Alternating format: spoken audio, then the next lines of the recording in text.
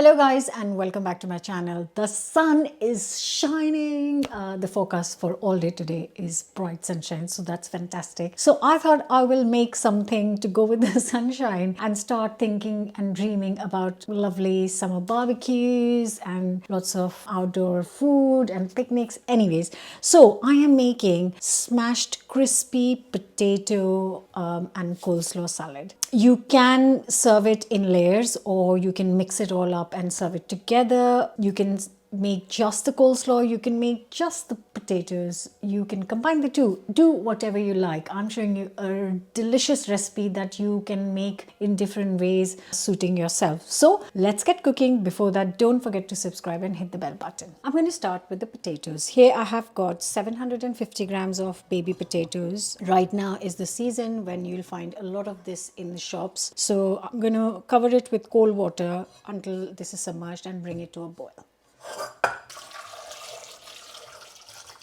And now I'm just gonna first bring this to a boil. And as you can see, it started to come to a boil, and when it's boiling, that's when I'm going to reduce the heat a little bit and cook this for 10 minutes until they are soft. So it has been exactly 10 minutes. My timer has just gone off and I'm just going to check if it's soft inside. So with a knife, yep, that is properly soft. So I'm just going to drain this and leave it aside on a tray to cool down a bit, maybe 10 minutes.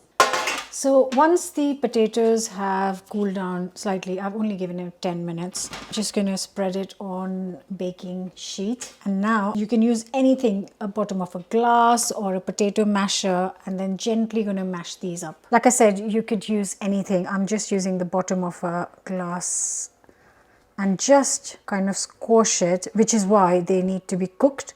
And which is why they need to be slightly cooled down so that they don't completely disintegrate. If you overcook the potatoes, they will kind of disintegrate, but even that is fine because they're all just going in the oven, so it kind of doesn't matter. The sun is gorgeous today. I'm loving it. And I've got the oven nice and hot at 200 fan or 220 normal oven. Just get it nice and hot while you're getting the potatoes ready for the oven.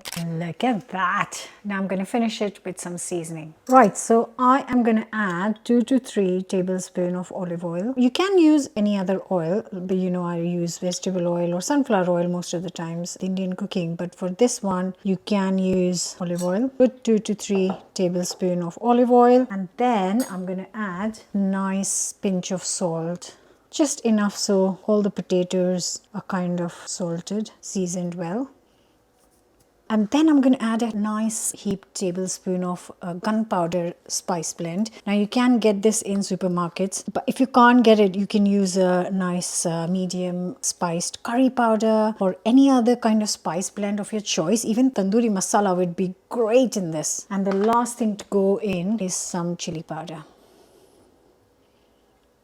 And now that we've got all the spicing on the potatoes, it's going to go into the oven around 40 minutes, but I'm going to keep an eye on it because once it's kind of getting to the right crispness, I can get this out. Okay, so it has been 45 minutes. I let it kind of roast up beautifully, and here is the end result. Absolutely stunning, crispy, smashed potatoes. Just look at these beauties. So I'm going to move this aside and prepare a lovely coleslaw first. So it's just a straightforward coleslaw. I'm going to use 1 carrot and half a cabbage and grate both of them into a big bowl.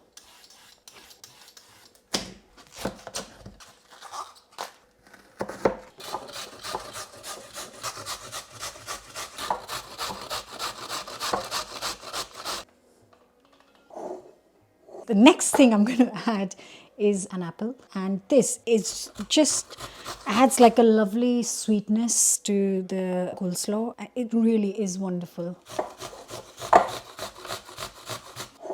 Okay, now I'm just going to roughly chop up a red onion. I'm just going to add half of this for the crunch and the sharpness. So everything in here has been added for a reason, for its specific texture or flavor.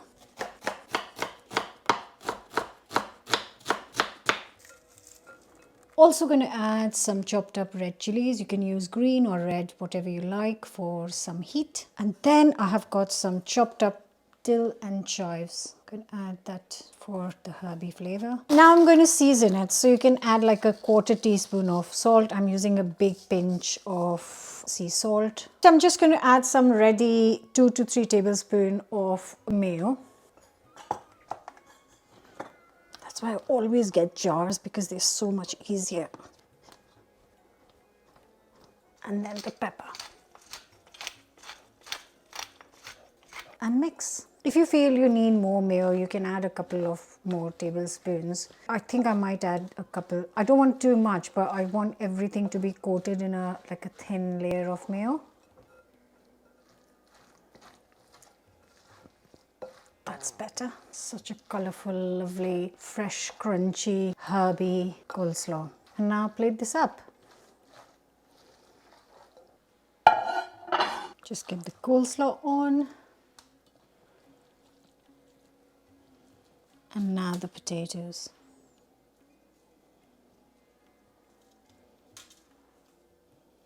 And you can finish it however you like. I'm just going to use some dill because it's in the coleslaw, and some red chilies.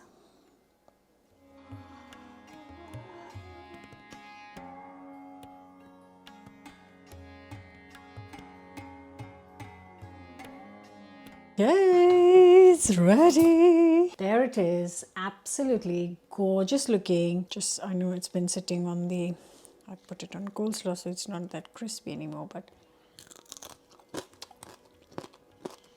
these potatoes are delightful. You can even serve the potatoes with just like a yogurt dressing or a olive oil dressing, but trust me and try it with the coleslaw.